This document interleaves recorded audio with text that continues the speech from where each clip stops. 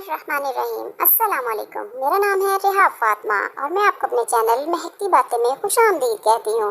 प्यारे बच्चों, जैसे कि आपको पता है कि मैं कुरान पाक की एक आयत एक कहानी की सूरत में वजाहत करती हूँ, तो आज मैं आपके लिए एक आयत एक नई कहानी के साथ लेके आई हूँ। और मेरी कहानी का आज का मौजू है खुदा पर तवक्कल करना और अपना काम उस पर छोड़ना।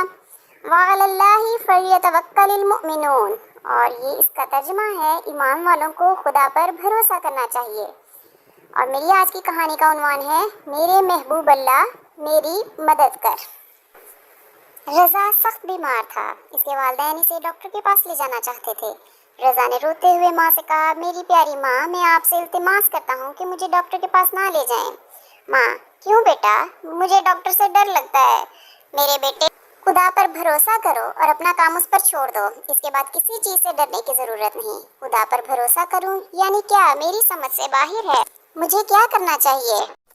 जिस वक्त हम खुदा पर भरोसा करते हैं यानी उससे मदद मांगते हैं ताकि वो हर सख्त और मुश्किल काम को हम पर आसान कर दे।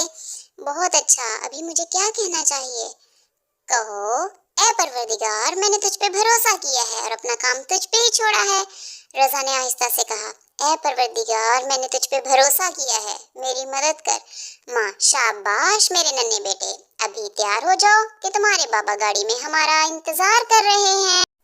प्यारे बच्चों, उम्मीद है आपको मेरी आज की कहानी पसंद आई होगी। कल मैं एक नई कहानी के साथ आऊंगी। तब तक के लिए अल्लाह हाफिज। लेकिन मेरे चैनल को लाइक और सब्सक्राइब करना मत भूलें। शुक्रिया।